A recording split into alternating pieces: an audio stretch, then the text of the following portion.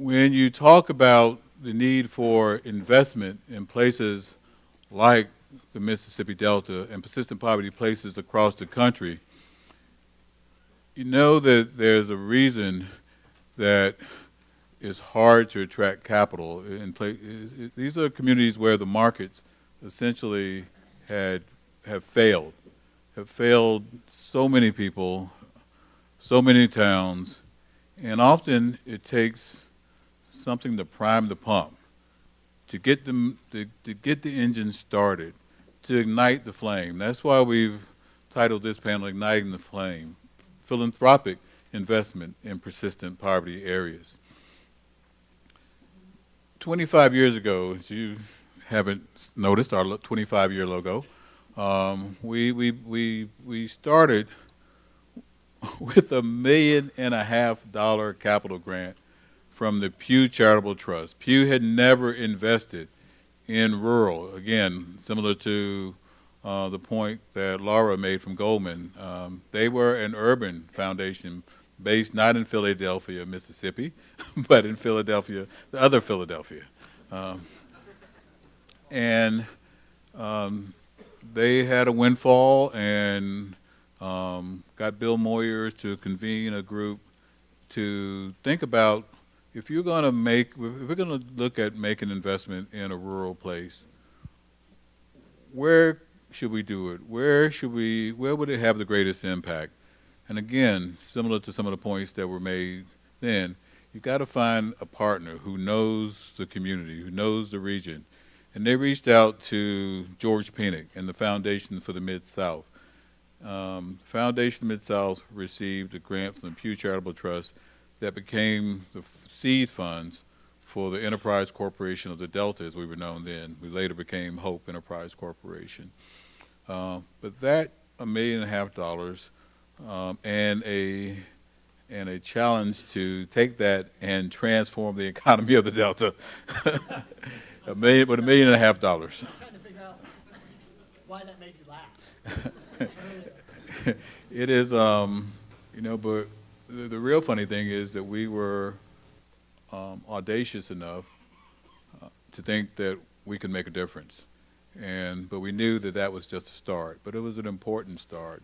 And so the Foundation for Mid-South, the Pew Charitable Trust, later the Walton Family Foundation, one of our first investors. Lisa Mensa, when she was with the Ford Foundation, came down and toured the region. And it was at a time when Ford was thinking about stopping their investments in CDFIs. She went back and made the case that that was a mistake. Fortunately, over the years, Ford has continued to be one of our major supporters. Mary Reynolds Babcock was later one of the few foundations in this part of the country, and they took a serious interest in understanding and building the capacity of CDFIs. Without those seed investments, without philanthropic capital, the R&D that Nick talked about, we wouldn't be here 25 years later. CDFIs across the country would not be in a position to do the work they're doing, nor would many other community development organizations that get at the critical issues that we're talking about today. So I really think that this is a perfect segue from the last panel to talk about the role of philanthropy in seeding change in communities like the ones we're talking about today. We have a great group of folks: Anne-Marie Burgoyne from Emerson Collective, Kyle Peterson from Walton Family Foundation, Justin Maxson from the Mary Reynolds Babcock Foundation. You see their bios. They are amazing individuals in their own right. One of the things I like to start with, each of you work with foundations made possible because of the wealth of people. Quite frankly, their zip codes are a lot closer to Jeff Bezos' zip code than they are to Itta Bena. These are people who could be anywhere, doing anything, and certainly weren't compelled. Most people wouldn't think they would be compelled to pay attention to places like Itta Bena. So I think I want to start with each of you talking a little bit about why places like this matters. Why are you here? I'm glad you are, by the way.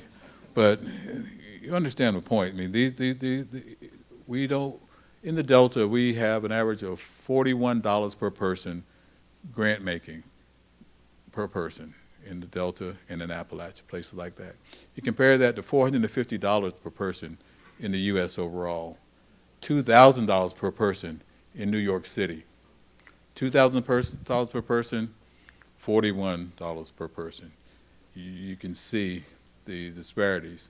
But you all decided that these places matter. Anne Marie, why would Laureen Powell Jobs, who is the founder of Emerson Collective, talk about why this matters to the Emerson Collective? So I guess I could put a specific observation on it and say, if I saw a Delta opportunity like $40 to $2,000, I think I'd move toward that too. So it may be that actually those stark numbers are part of the reason. If I step back and tell you a bit about the Emerson Collective, weirdly, our first office was on Emerson Street in Palo Alto, California, but we're named for Ralph Waldo Emerson, and we're specifically named for his belief in self-reliance. And if you haven't read that, I read it now annually. It's a pretty insightful look at what is important, what human people could believe is important. For us, we think a lot about removing barriers. We think a lot about helping individuals to find their full potential, which I think has a lot to do with awareness and optionality and choice and agency. And so for us, when we look at a place like the Mississippi Delta, there's a piece we think about that's about need. We look at the people who live in a place and we see their hope and their optimism and their belief that the world could be better. And then we see that there's just fundamentally fewer resources here, and that feels like a good place to choose toward.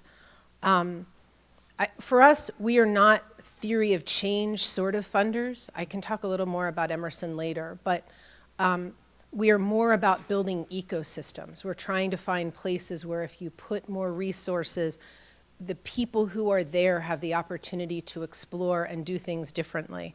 And so when I looked at what we fund in the Delta, a lot of the things are more local, some of them are more national. Education is our baseline, so there's a lot of pieces around strengthening the ability of teachers to teach, helping more people to be strong administrators in universities. Not in universities, we usually do more pre-K to 12 work. But helping more people to be strong administrators. We have a lot of work in what we call our social justice portfolio, but whether that's about money bail, helping prosecutors to see the power that they have in the criminal justice system, fundamental human rights and litigation work, that for us is sort of bottom-up work. And then I'll just answer really quickly the question, why hope? When we work in regions that are not our regions, we look for an anchor partner, an organization that when we want to build community, and I mean build community there, it's not about us, it's about the community itself. There's someone who always picks up the phone and says, I would love to embrace that. And so I think about the times that Bill and I looked, the last 3 introductions I made to Bill, one was an organization that does Latino organizing and was really interested to learn more about what hope did in communities could change the way that people move in this community. Another is an organization of women who are trying to build an army, literally, of 1 million African-American women who will walk in their communities around the United States to take action in their communities and change the public health trajectory of themselves and their families. And the other was a person who's doing small business enterprise growth and wanted to learn more about working in the Delta. And in all 3 instances, I call Bill, Bill says yes, and someone on Bill's team starts a fruitful conversation. So for us, why Mississippi? I think it's actually kind of clear, and then why hope? Hope is one of those places that is full of heart and full of smarts and full of leaning forward to what's possible. Kyle, you are, the Walton family is from this part of the country, but Walton does work globally. But you have a specific focus, the family has a specific focus on what you call the home region. Talk a little bit about why this matters to the Walton family and tell us about some of the focus of the Walton Family Foundation as it relates to persistent poverty. Well, thank you, Bill. I'd love to do that. But first, I was looking out here, and I think when you and I talked about this, you told me there'll be 50 people showing up. And I think we're about 350 in this room. It's So. because of you. No. It's because of you. That's the whole point. It's because of you. And I love what you asked before, what you said before, and that is, you just got to ask, right? You just got to ask, and people will show up. So this is pretty magnificent. This is very meaningful, this work to the family. And in fact, we have 2 family members here today just to demonstrate the level of commitment to this area. Lynn and Olivia Walton are here in the audience. And the commitment to the Delta goes all the way back to Sam Walton into Newport, Arkansas, with family ties there. This goes way, way, way back. And boy, I've had a great time learning about family connections, not just to Northwest Arkansas, where I live, but also to the Arkansas-Mississippi Delta, where the foundation has been investing since 1992. But I really think beyond the fact that there is a real family connection there is just a strong ethos across the generations about what this work means, and it all comes down to opportunity. And what we say at the foundation is where opportunity takes root. Where opportunity takes root, and that's where when I visit the Delta, places like Phillips County and Coahoma County here in Mississippi, I can see the seeds blossoming in terms of opportunity. But the family is very committed to these 2 areas. These are 2 of the counties where we work in, and the work spans across a number of areas. One is around education, and we can talk about that a little bit later. But we invest, for example, in both charter schools and district schools in the areas where we work, and making sure kids who would not otherwise get an education like all of us received. Another area is around public safety. That's been an issue certainly in the Delta, and one that we haven't shied away from. It's something that was asked when we did kind of deep reflection and conversations with folks in the Delta maybe 5 or 6 years ago. We heard about that. Another area is around economic development, and that's very targeted in these 2 counties. And it's exciting work. I read tons and tons of stuff, and we do lots of data collection on all the deficits that exist in this area, tons. And but what we focus on are those assets, and we definitely see opportunities for investment. We were certainly an early funder of Hope. We are a funder today of Southern Bancorp, another CDFI, and Darren Williams is here in the room. If you could just raise your hand, Darren, there you are. Great organization that's playing a huge role in this area. But we also find, I think, small opportunities that blossom, things like investing in an arts co-op that's in Clarksdale, Mississippi. That would be investing in some historic buildings and giving space for kids to come and do various art activities. We invest in a thing called Griot Arts. That's linked with a very cool kind of a coffee shop, and they train kids, opportunity youth who are 18 to 24 who are not in school, and to give them opportunities that they would not otherwise have. We invest in bigger things, infrastructure projects, all very catalytic, things like the rail spur that is in Phillips County. And a number of entities got together, like the Delta Regional Authority and the Phillips County Port Authority, and needed to invest in a rail spur that was going out to a number of manufacturing sites, and they just had a gap. And we were able to come in with a grant. And I think, one of the last things, and I'd love to come back to this, you made mention of it, Bill, this morning, is the issue of just, bringing funders together. One of the things that I've seen as I've come out, and really it really irritates me, is when funders are not working together. And some funders have left, certainly the areas where we're working, but many are still there, doing fantastic work. And it's a shame when the funders don't work together, don't understand what's working, what's not working, aren't sharing data, just some basic stuff. So one of the things that we did with Winthrop Rockefeller Foundation, they're also here, is to support the Delta Philanthropy Forum. And that's something now which will be ongoing, bringing together upwards of 40 funders in the area to make sure that we're working together to find the stuff that works. Thank you, Kyle. Your comments reminded me that, again, taking me back to 25 years ago when Pew was making the decision to invest or not invest in the startup of the Enterprise Corporation. Rob Walton was on the board of the Foundation for Mid-South, and it was not long after his father had passed. A few days, shortly afterwards, there was a big meeting in Philadelphia, and Pew, I understand that they were going to cancel the meeting because, out of respect for Ms. Walton's passing, but Rob said it was too important. So he got on the plane to Governor Winter, George, and several other board members, and went to that meeting and convinced the Pew Charitable Trust that this was someplace that they needed to be. And so, again, the importance of collaboration and leadership among foundations, I think, cannot be overstated. The Babcock Foundation, again, it's interesting how these dots connect, actually made the grant that paid for my first job out of college at Self-Help.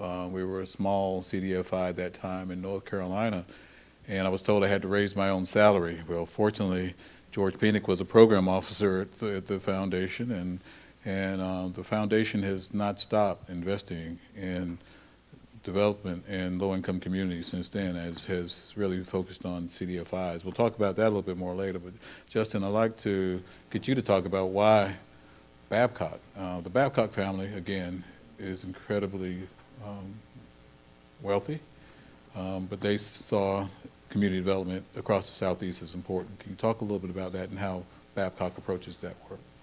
Sure. It's wonderful to be here. Thank you for that. I think the family has a commitment to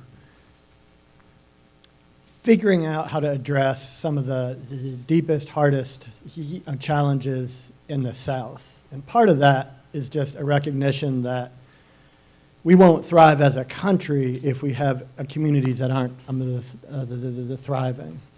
And the historical realities of slavery in the South, of exploitation in Appalachia, are legacies that still play out today. And I think the family believes deeply that every community in the region has opportunity. Every community in the region has got potential.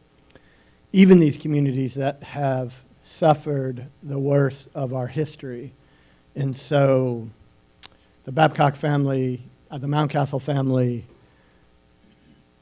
think we can be most transformative by being in those places with deep, long-term general support investment. We actually don't do project support because of this belief that we have to show up in these places over time, that the challenges in some of these communities were created over centuries, and the solutions in some cases will require decades of investment. So I think the family holds the idea that social justice is economic justice, in that equation requires the sort of investment, time, attention, particularly from general support resources that try to make that equation real. We, I think, share with Anne-Marie, though we do call it a theory of change, that our theory of change is about ecosystems. And it's trying to figure out how do we support groups of groups that work together in place to bring the range of the things, whether that's capital or technical assistance or organizing, in that the sort of relationships it takes among organizations to do that sort of strategic collaboration is not a quick process. So we believe the hardest places in the South deserve this sort of investment, and it's only through that sort of investment over time will we go from a transactional approach to a transformational. You talk about ecosystems, and it's here in each of your comments, since we need to take a comprehensive approach to the challenges that face these regions, like the Delta. I think of our work in the work of CDFI as sort of as a Swiss Army knife of community development. And we don't just focus on a single issue. We don't have the luxury of doing that, particularly in rural areas, where in urban areas you might have a CDFI that is a housing CDFI. Down the street there's a micro business CDFI and one that focuses on retail consumer.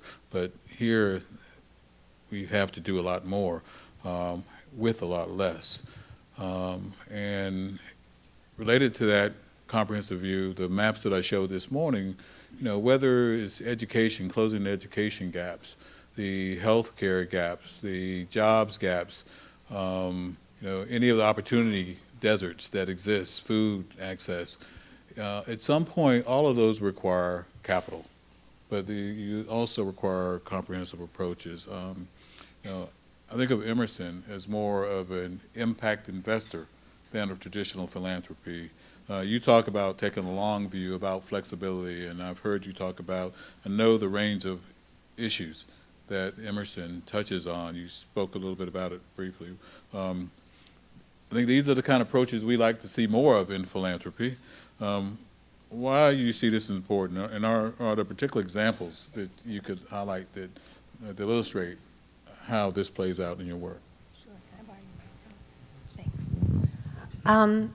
So I should probably preface by saying Emerson is actually an LLC, and the philanthropic work is just one piece of the work. So we have investing teams that both do venture investing and impact investing, which means they have different timelines and they have different outcome expectations. We have a communications group that both creates and curates content. We have a media group which over time has actually invested in some fairly large media properties with the belief that bringing stories and just bringing understanding of topics to mass media can change the way we as a culture understand what different people's experiences are. We have an advocacy group in Washington, D.C., primarily focused on immigration advocacy, although they have some other pieces of work there as well. And we have a convening group, which then allows us to bring together all sorts of people to learn together, to plan together. And so philanthropy is not always the answer. And in fact, when it is the answer, it's only a small slice of an answer. It's asking, how do we bring an organization to a place where they can make some decisions themselves because they have more money? How can we ask them how we can be additionally helpful to them? So when we think about our work, we have this rallying cry, which is, what can we learn and how can we help?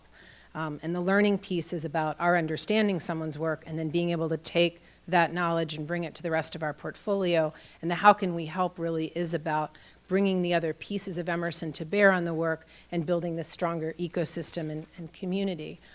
And so when we look at work, some people call it impact investing, some people call it venture investing. I think both of them actually doesn't quite honor the complexity of the work.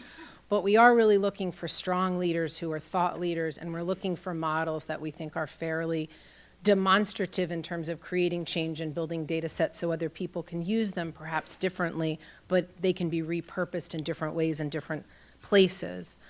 I'll also say, and I don't think this is entirely unique, all of our grants are general operating grants, so we don't do any project or program-related work.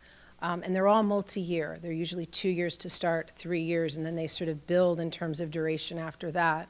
And our belief has been both, it takes a long time to do things that are hard. We want to be in partnership and in relationship with you, and it takes actually several years to be in conversation, often to really understand what work is. Like, we do diligence, but you don't really learn in diligence what's happening. You sort of learn fundamentally what has happened and what could happen. And so that always takes time.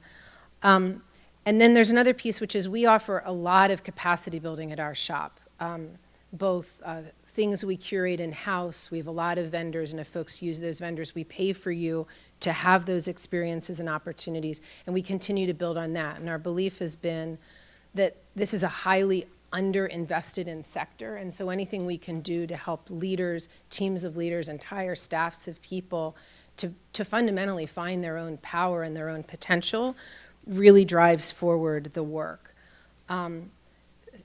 Am I getting at the question a little bit? So I guess so philosophically, we're really trying to do something different, which then undergirds why we are about building ecosystems, because our belief is, it's almost like, I used to work at a venture investment place, and I felt like what we were doing was funding stars. And there's actually something very powerful in funding stars. They shed a lot of light, they guide people forward, but it's really in building constellations that you begin to have meaning, that you begin to have things that are bigger than just stars. And I remember when I met Lorene 5 or 6 years ago, and my job is to steward her money. Like, I want to be clear, like, I'm an agent of this work. But as we were unpacking for her what she thought change might look like, we had a lot of these shared ideas. And it's been fun to build the capacity building and the teams that are really not about being the answer, but are about starting a conversation about a bigger set of tools, both within our shop and then out in the world. Maybe I'll add 3 comments to that. One is, I think, the ethos of our foundation and the family is one around impact. We have to see it. We spend a lot of time, I think rightly so, measuring the impact. We have a full throttled team that actually, every year we're doing evaluations, not just, on process, but we're always looking at the ultimate impact. And in fact, just this year, we actually put together sort of the refresh of what we call the Delta Quality of Life Survey, which looks at a whole bunch of indicators, and many of them are things that matter to the foundation, things like education, job growth, etc., but also things that are separate from the foundation, which could be beneficial to others who are funding. And I think that's a contribution to more of kind of the ecosystem thinking. Even if we're not investing in those areas, we think a backbone to good stewardship of resources is data. And I just think unfortunately, it's not always present in the areas where we're working here in the Delta. So that's one comment. The second comment is, we feel strongly that in order to do this work well, you have to be present. And this is a tough one I think for funders, particularly who are working in rural areas. You need, in my view, and I think the family believes this too, that you need to have somebody who is present on the ground. And I think we've seen a real difference. We have a program officer who is based, in the Delta areas where we work, who is able to identify opportunities, meet the folks who are making things happen, develop the relationships and the ecosystems. You really need to be on the ground. And I think particularly in areas where we're focused on today with rural poverty, it's easy to kind of jet in and jet out, do a number of interviews, and kind of base your theory of change on that. I think you really need to be present. And third, the idea of impact investing is interesting, and it's something that needs to be looked at. And we're actually just going into a new 5-year strategic planning cycle, and we're looking at areas where we have succeeded and where we need to put some more focus. And certainly we want to look at all the tools in the toolbox for sure.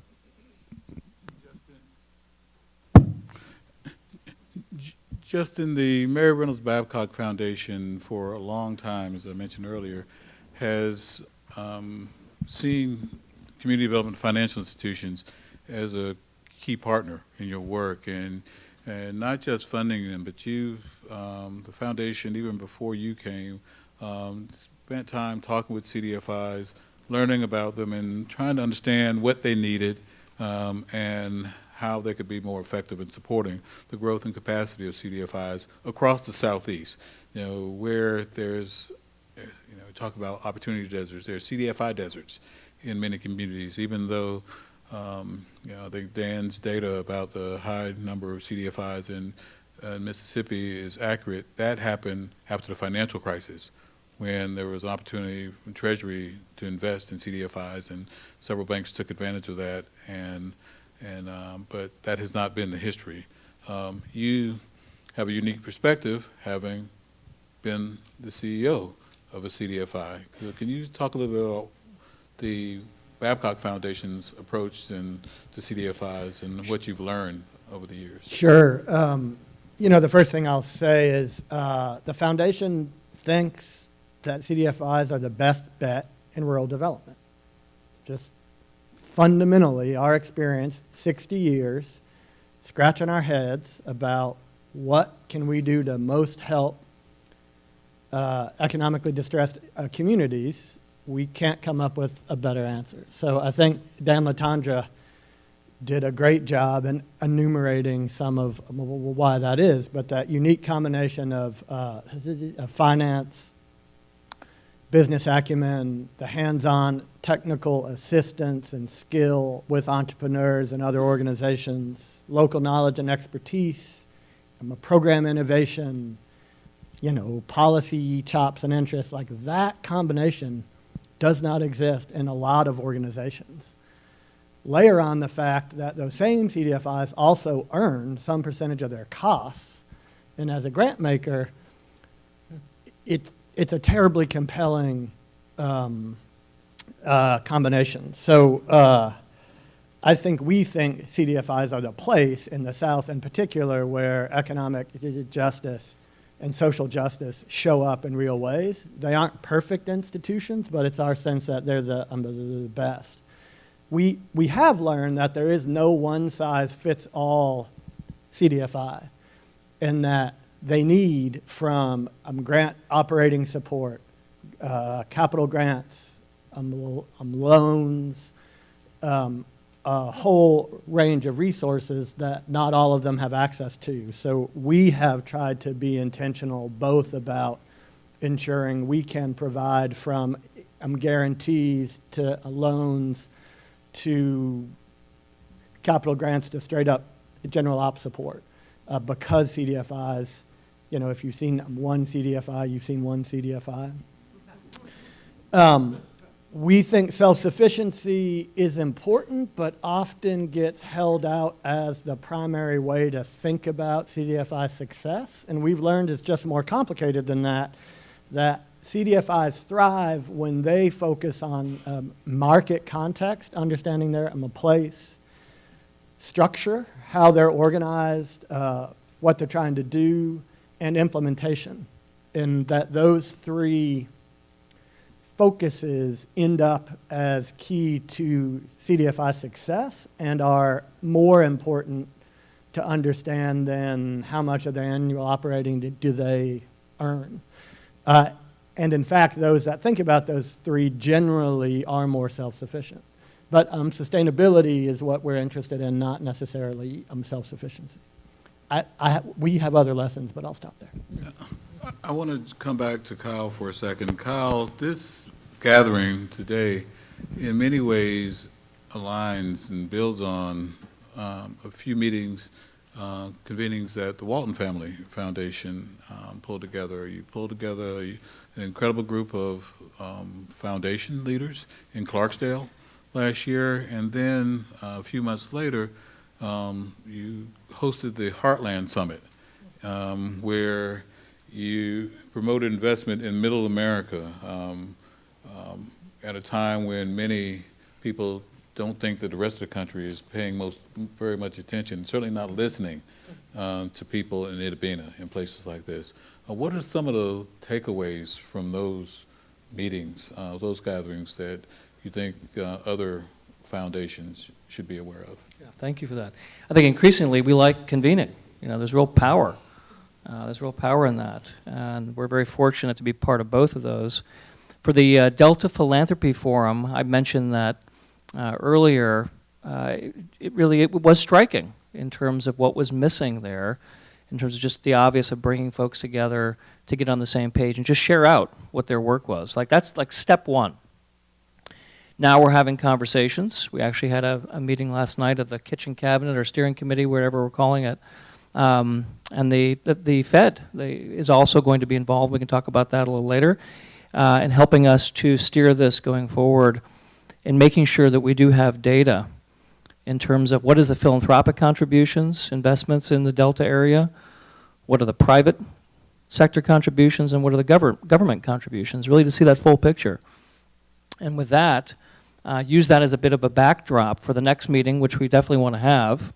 I think that research will take some time, but we definitely would like to have another meeting this summer to talk about what's working. Let's begin to share very specific examples of where investment is paying off in terms of impact. So I think that's work that we're excited about, and I think it's moving ahead. There seems to be real enthusiasm. The Heartland Summit was the brainchild of Olivia Walton, who's here again, and I thought it was just the coolest thing. And what's so interesting is that you read in the newspapers every day about the Heartland, whether it's here in the Delta or in the middle part of America, and it's like not the cool place to live, and it's underpowered economically, and where all the action is on the coast.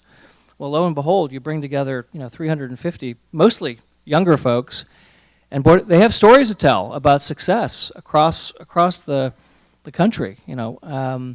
And that's what this is about. This was to celebrate the successes that are going on, certainly with investment, but also in these kind of multi-sectoral partnerships that are happening with cities and foundations. It was 2.5 days of great conversation. We're already talking about the next one that would happen in 2020. This one was not to be a matchup of investment opportunities. This was really to see if the hypothesis that we had, which was, if folks from the mid part of the country came together to talk about their own challenges and opportunities, would they get benefit from that? And absolutely the impression was yes. A lot of us go to conferences, very nice conferences in places like Aspen and Los Angeles, Boston, New York, and we sometimes hear about the problems in the Heartland, but often from people who are not from the Heartland. So this was to really put a different spin on it, and I think it was quite successful. Just interesting conversations about what's the secret sauce in places like in Duluth, we got a rock star mayor there, or Kansas City, and the work that the mayor there is doing with both nonprofits and companies. The role that the arts play, overwhelmingly, we heard over and over and over again. The arts isn't a nice to have. The arts is like a must to have if you're interested in starting new businesses and you care about entrepreneurs. So yeah, there were other takeaways from that gathering, but I think there's definitely something when you get people in the room who are talking about their own experiences and can share kind of an approximate way. And folks from, as I said, Duluth can share with folks in Des Moines. There's not enough of that going on right now in the Heartland, and we were quite excited about it. Thank you. I want to pivot to piggyback on a point that I think Nick raised earlier. I certainly agree with his point that if CDFIs are not doing advocacy or aren't talking about systems change, then they're not doing their jobs. Laureen Powell-Jobs says, read a quote, "Complex systemic failures require flexible approaches, new models, and improved public policy." Anne-Marie, can you talk to us about systems change and philanthropy and maybe some examples of investments that you've seen that build local capacity, create that agency, and empower citizens to chart their own future? I can, and I actually think I'll use hope-based examples. One of the things we've been lucky enough at the Emerson Collective, and we're in Northern California, so we're pretty far away. I think this is my 5th or 6th trip to the Delta in the last 5 or 6 years, and so today, I didn't have to raise my hand because it isn't my first time in Utah, and I think it's my 3rd time, and I've been to Drew, and I've been to Moorhead, and I've been to Indianola, and I only mention this because Bill's been very good about stewarding our team. Every time I come, I bring new people because I feel like it's my job, honestly, to help more people to understand the places where we work.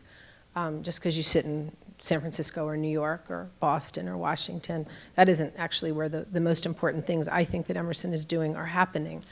But in the course of those visits, we often would get to meet mayors or we'd get to meet principals of high schools. And what was always so powerful was when you really sat and talked to them, they knew what needed to happen in their communities pretty consistently. And they both knew on a structural level, and then they knew on a more specific level.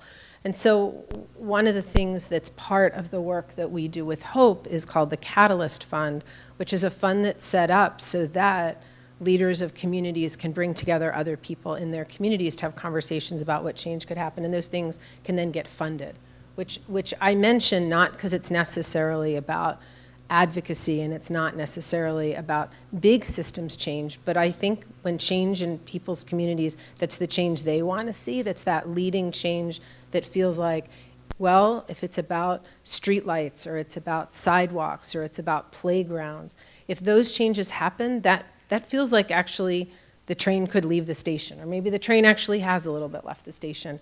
So that's one place I would observe. I think there's some interesting momentum and opportunity.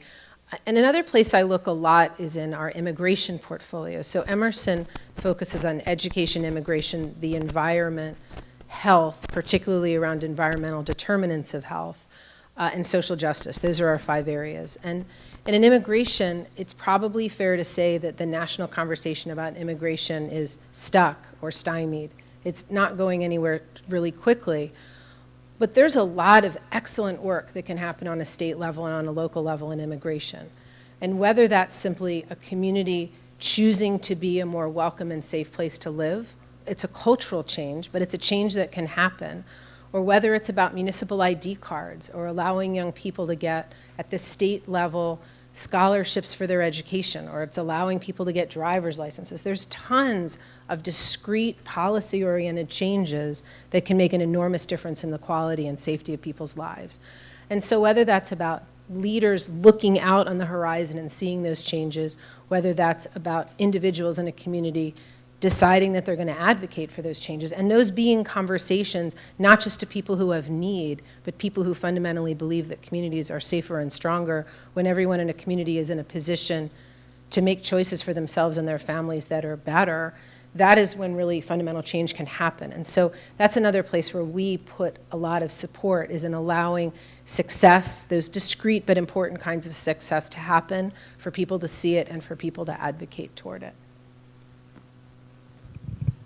You know, I can't imagine what that $41 per person figure would be if it wasn't for foundations like yours.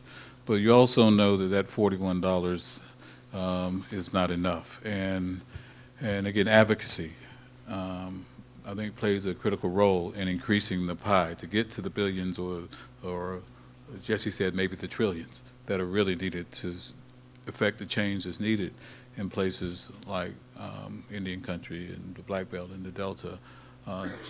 Just in some of the work that you've done, I think really gets at that in important ways in the Babcock Foundation, investing in advocacy, in organizing, investing in, you know, there's a group of persistent CDFIs from persistent poverty areas.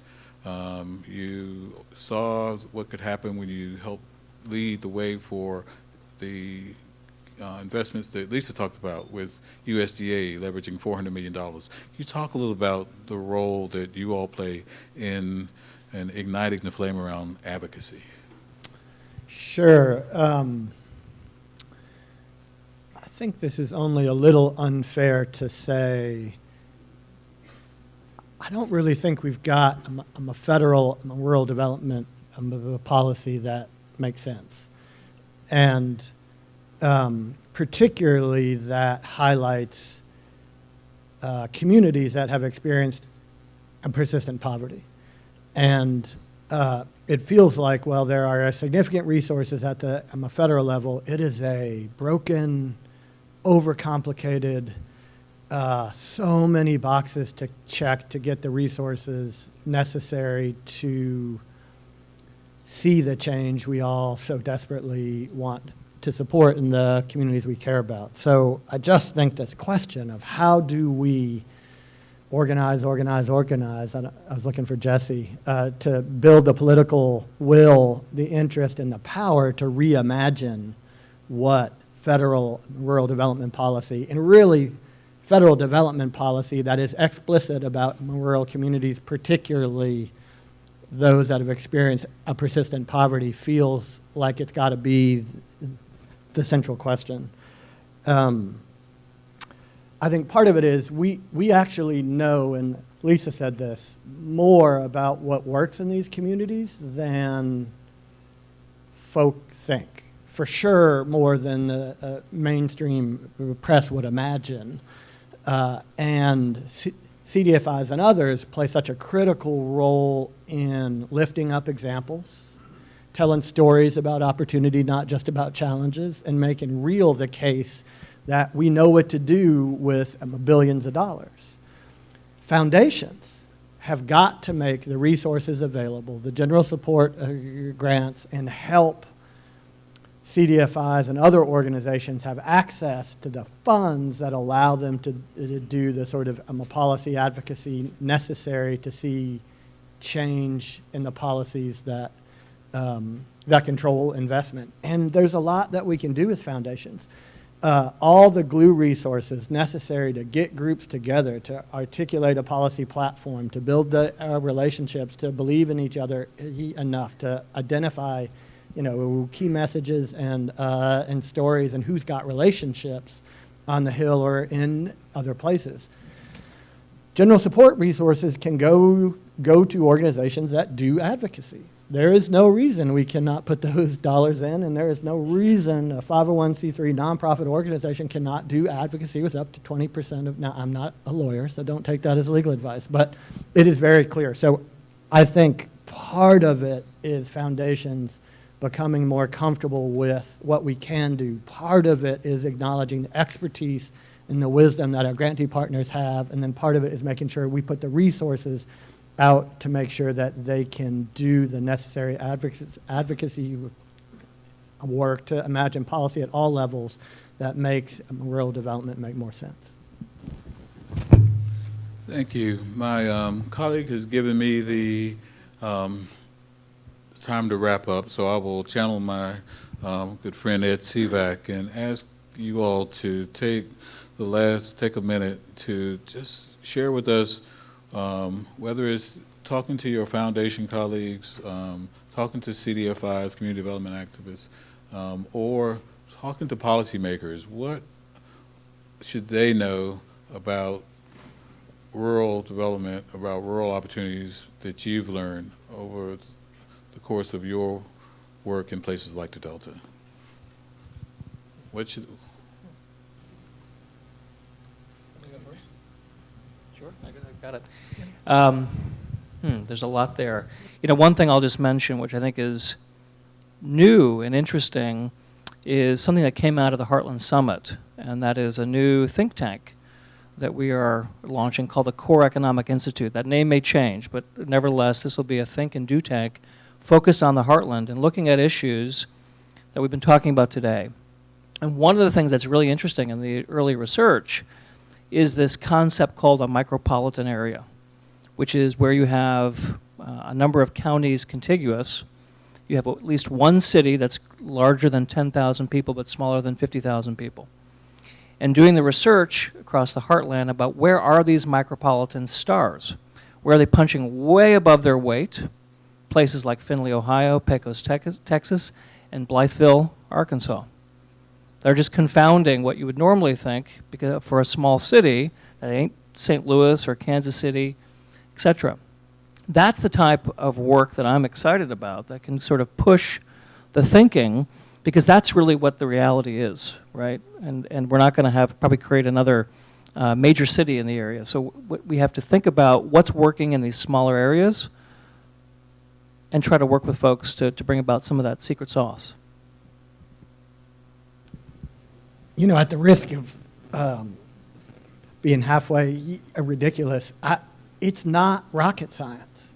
Like, it is hard, it is slow, and it is complicated, but we know a lot about what works in these communities. And we continue to starve the organizations in those communities that know how to do that work. So it's partially just about scale. I also think we need to invest in innovation, right? Because it's not that we figured all of it out, but I want y'all to do that innovation, right? So like we need to figure out how to resource the organizations in communities that are, the closest on the ground to do that thinking about what's the next I'm a version of rural economic development. How do we scale the work on the ground? So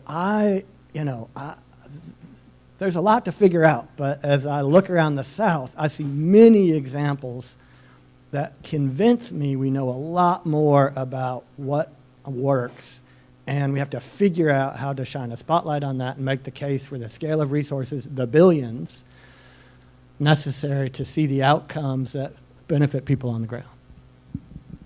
Yes, the last observation I'd make, and I admit this as a person who is not from this place, but has come to this place and has been learning a lot. And I guess I would say to my peers, we learn a lot more from Hope and from the work here than they learn from us. I'm very confident of that.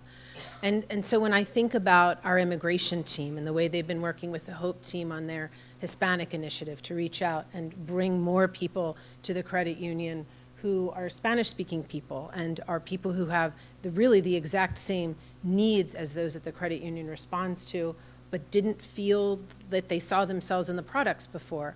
The immigration team is really excited about that. It's kind of divergent.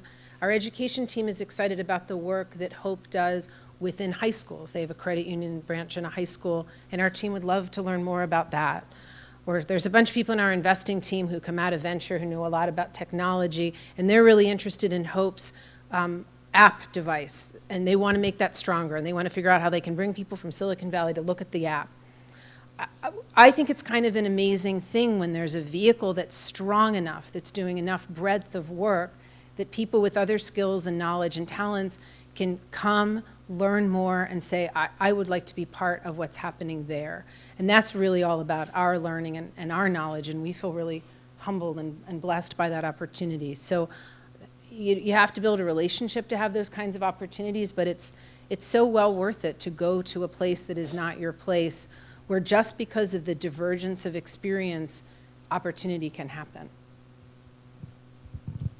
Thank you all. It is so clear that resources are important, but those resources don't hit the mark without people who care, who take the time to come to places like Itabena and learn, and then follow that up with action.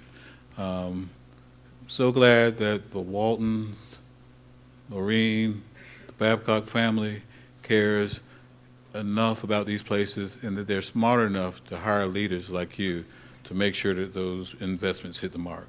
So thank you. Please join me in welcome and thanking our panel.